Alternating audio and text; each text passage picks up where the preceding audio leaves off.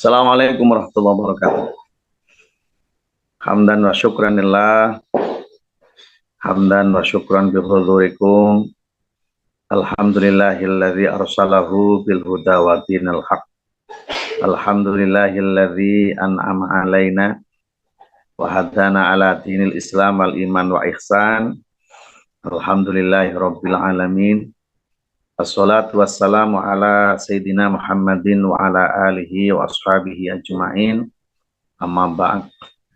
Ilahi anta maqsudi waridhoka matlubi a'tini mahabbataka wa ma'rifataka wa a'tini ma'aka abadah. Di hadapan para ahli silsilah Thariqah Qadiriyah Naqsabandiyah Ma'suriyalaya Semarasat, wabil khusus di hadapan guru mursyid kita Murabbi Arwahina Pangersa Aba Asgar Dasawasirah, sebagai ungkapan terima kasih kita kepada beliau.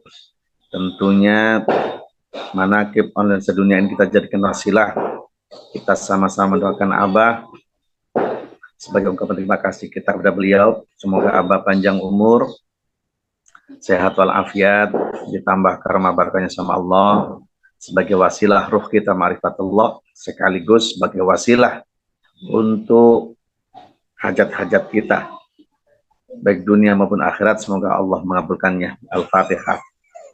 A'udzubillahi minasyaitonirrajim. Bismillahirrahmanirrahim. Alhamdulillahirabbil alamin arrahmanirrahim maliki yaumiddin. Iyyaka na'budu wa iyyaka nasta'in ihdinas siratal mustaqim. Shiratal ladzina an'amta 'alaihim ghairil maghdubi 'alaihim waladdallin. Amin. Kepada para wakil talqin Syekh Mursyid semuanya yang sangat kami hormati dan dimuliakan Allah, penggagas manaqib di antaranya ada Umi Syahid, ada Ibu Hajjah Suci milik kita, Ibu Hajjah Wahyuni yang di Inggris, Ibu Kartini yang di Texas Amerika, dan ikhwan wal akhwat semuanya yang sama-sama belajar istiqomah untuk mengamalkan, mengamankan, melestarikan amaliyah suci, yaitu manaqib yang sangat kami hormati dan dimuliakan Allah Subhanahu wa Ta'ala.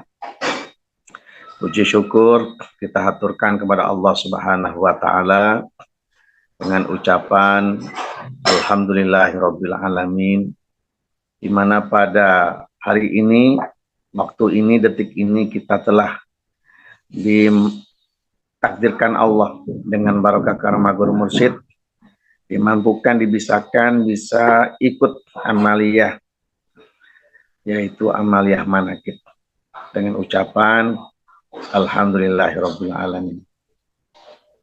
Kedua kalinya salawat beserta salam Allah semoga Allah melimpahkan kepada baginda Rasul Muhammadin sallallahu alaihi wasallam.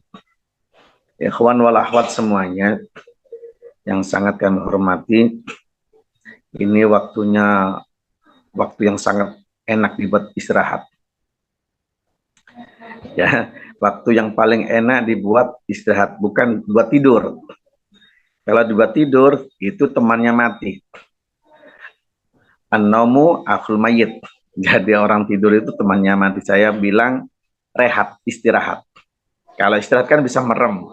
Nah, walaupun nanti bisa, itu yang penting istirahat. Kalau istirahat itu ada hidupnya, tapi kalau tidur temannya mati.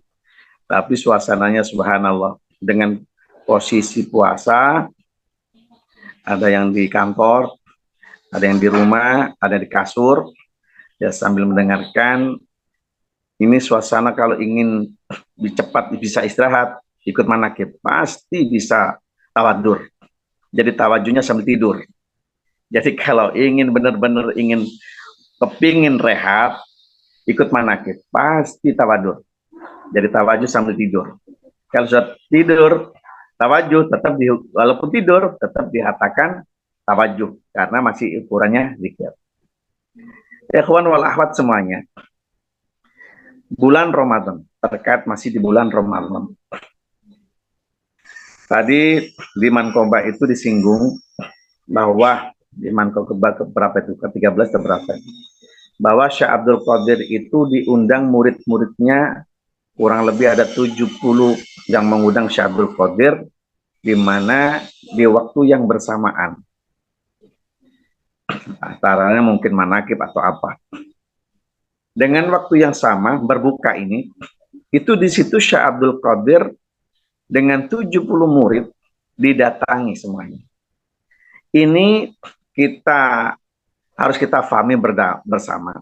Pertama, secara logika, secara realitas, kalau secara umum orang banyak bertanya-tanya, emang Syekh Abdul Qadir bisa menjadi 70 orang misalnya gitu. Nah, ini kalimat itu bahasanya bisa nyata, bisa majas. Kalau nyata itu bisa secara wujudnya ada, bisa juga majazi, yaitu kiasan. Kalau nyata, kita secara sekarang ini kita masih berangan apa benar. Karena kita ini berguru kepada beliau, maka kita harus menekankan, meyakinkan bahwa beliau hadir secara nyata. Tapi kalau orang yang belum berguru, bermursyid ke Syekh Abdul Qadir, masih bertanya-tanya, apa bisa Syekh Abdul Qadir itu menjadi 70 wujud kan itu. Tapi dulu saya pernah mendengarkan, waktu saya di Inabah 19 sebagai pembina anak korban narkoba di Surabaya, di Semolowaru itu ada cerita, ada yang korban narkoba dari Bandung, saya lupa namanya, dia berteman sama cucunya Abah Anom. Nah, cucu Abah Anom ini bercerita ke si korban narkoba ini. Dia cerita kalau Abah pernah diundang 2 tempat. Katakanlah satu di Jombang, satunya di Singapura.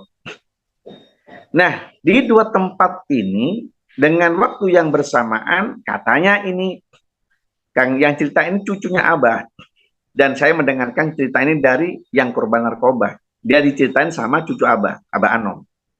Ternyata Abah itu hadir di 2 tempat itu bersamaan, sedangkan Abah Anom al-Mafurlah radhiyallahu anhu, beliau hanya tetap di madrasah, di Senarasa, Abah Suralaya. Jadi Abah tidak kemana-mana. Tapi Abah ada di mana-mana. Abah tidak kemana-mana, tapi Abah di mana-mana. Itu bagi mursyid bisa seperti itu.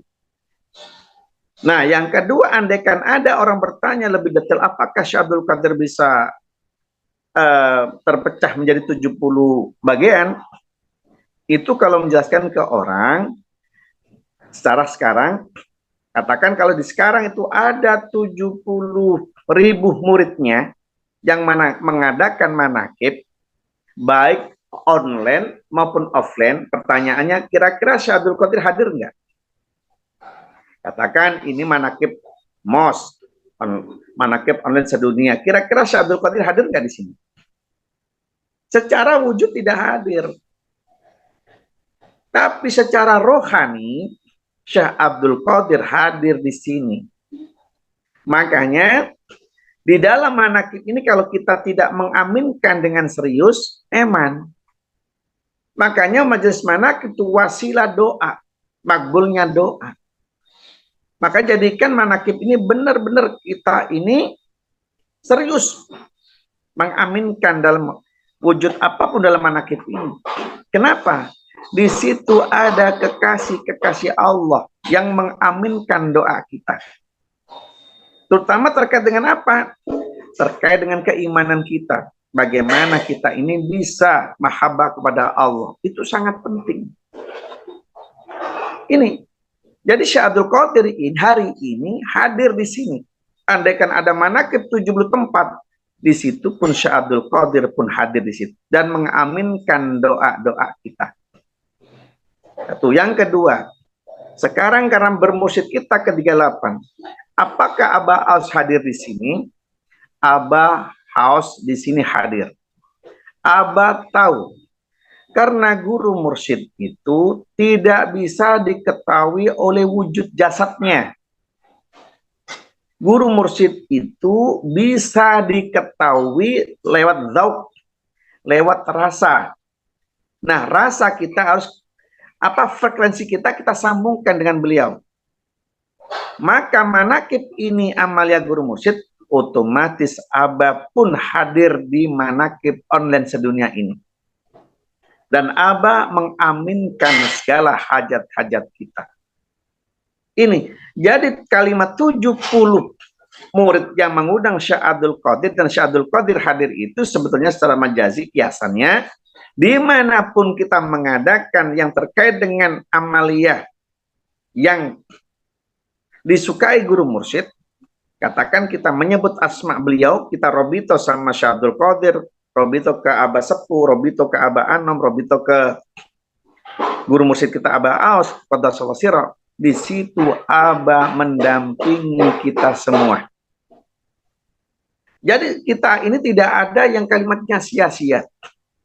Cuman kalau kita tidak belajar istiqomah, yang sifatnya ikut-ikutan, asal-asalan, makanya kita ditekankan bagaimana kita ini, manakib ini punya wudhu. Setidaknya harus punya wudhu. Minimal kita punya zikir khofnya jalan. Maka di situ kita pasti dibimbing sama Abah. Karena manakib itu tempat untuk mengeces amaliyah kita kepada Allah Subhanahu wa taala. Untuk apa? Zikir kita kuat, khofinya otomatis akan mengencangkan zikir jahar kita. Begitu juga dengan mengencangkan zikir jahar kita akan menguatkan rasa ketakwaan kita kepada Allah Subhanahu wa taala. Alhamdulillah. Ikhwan wal akhwat semuanya, yang kedua, secara umum, karena ini berkaitan dengan Ramadan. Di bulan Ramadan itu ada yang mengartikan termasuk syahrut tarbiyah. Apa itu syahrut tarbiyah? Yaitu bulan pembelajaran, bulan pendidikan. Artinya di bulan Ramadan itu bulan yang penuh rahmat Allah, penuh kasih sayangnya Allah, dan penuh ampunannya Allah. Di mana orang di bulan Ramadan itu ada yang menyambutnya dengan kesenangan, ada yang menyambutnya biasa-biasa. Yang jadi pertanyaannya, kenapa yang pertama menyambutnya dengan senang, sukacita? Karena ada faktor keimanan. Ada faktor keimanan. Sedangkan ada umat Islam itu menyambutnya tidak senang. Bahkan sekarang ini, mohon maaf, orang di jalan-jalan itu banyak umat Islam yang tidak puasa, padahal dia Islam. Pertanyaannya, kenapa dia tidak puasa? Padahal dia juga pakai jilbab, menutupi aurat, tapi kadang-kadang di mal-mal dia makan. Nah, disinilah di bulan Ramadan itu karena berkahnya penuh ampunan, penuh rahmat, maka di situ banyak orang bisa menjalankan kebaikan-kebaikan di dalamnya. Contohnya, ada orang itu biasanya tidak bisa membaca Quran, dia kadang memaksa bisa ikut membaca Quran. Ada juga orang itu bagi-bagi takjil. Ada orang yang biasanya tidak bisa sholat malam qiyamul lail, bisa tahajud. Subhanallah. Nah, yang jadi pertanyaan, keimanan seseorang itu ada dua. Ada keimanan secara musiman, ada keimanan secara permanen. Apa itu keimanan musiman? Keimanan musiman itu faktornya imannya musim. Jadi kalau musimnya Ramadan, orang itu mengejar pahala.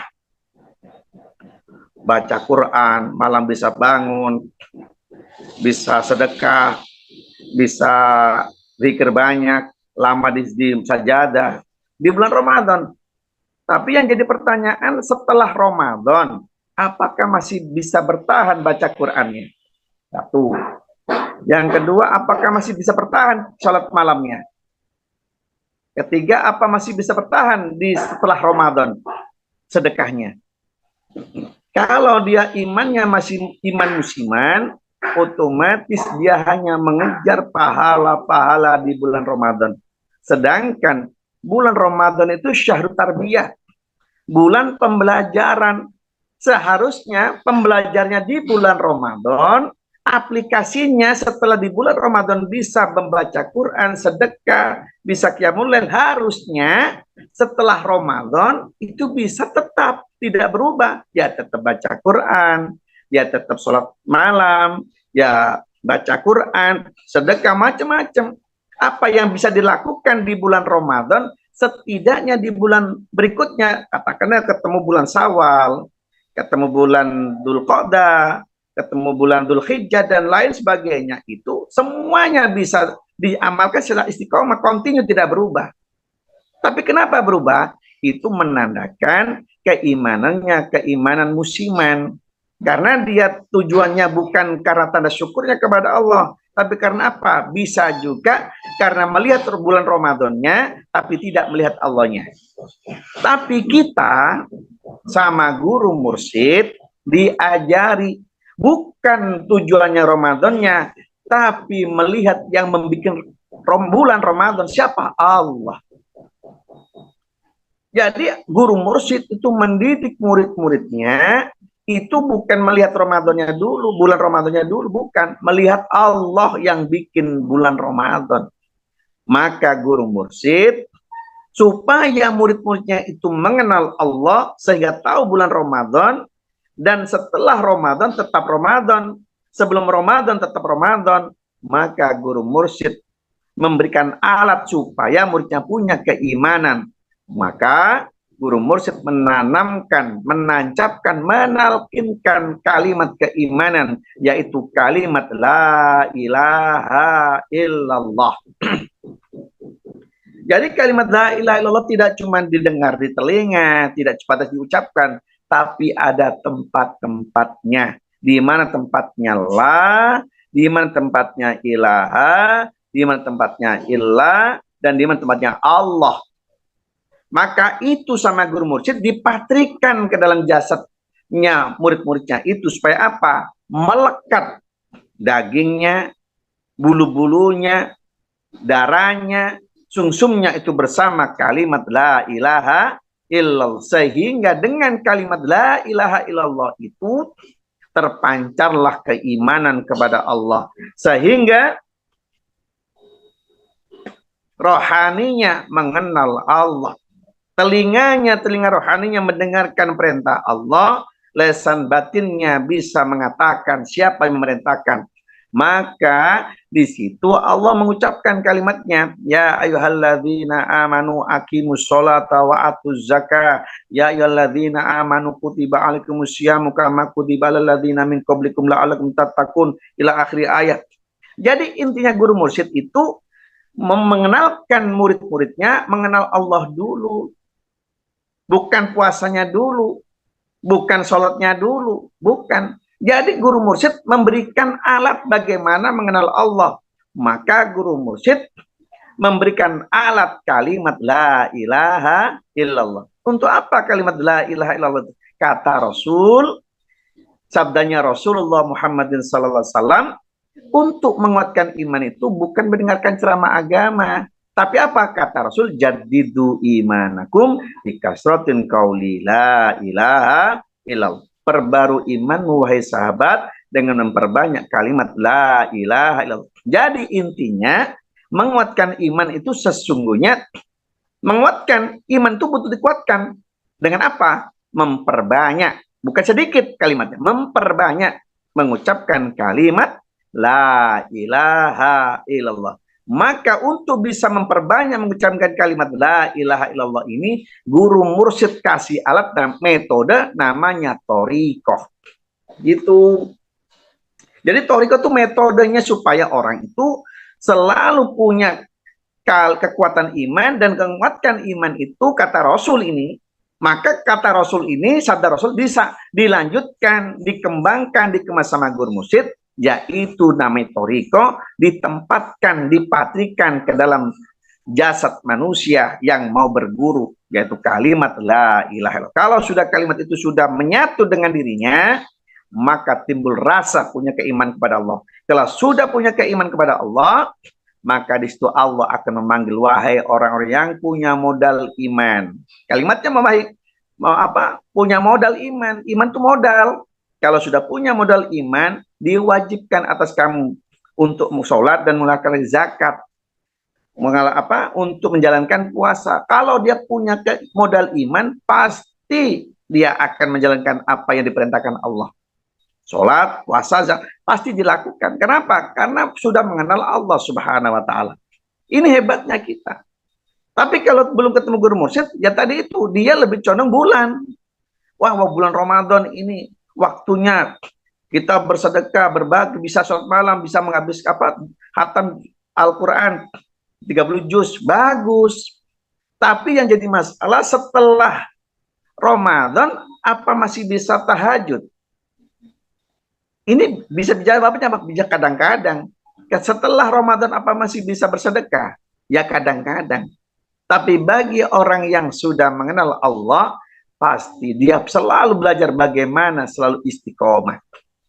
Maka kalimat istiqomah ini sesungguhnya Lailatul Qadar. Itu saja yang dapat kami sampaikan untuk kalimat Lailatul Qadar. Kita sambung di kemudian hari. Semoga kita semuanya termasuk yang selalu bahagia, yang selalu bersama Allah, dan guru mursyid membimbing kita dan mendoakan sila hajat kita semuanya. Kurang lebih mohon maaf. Assalamualaikum warahmatullahi wabarakatuh.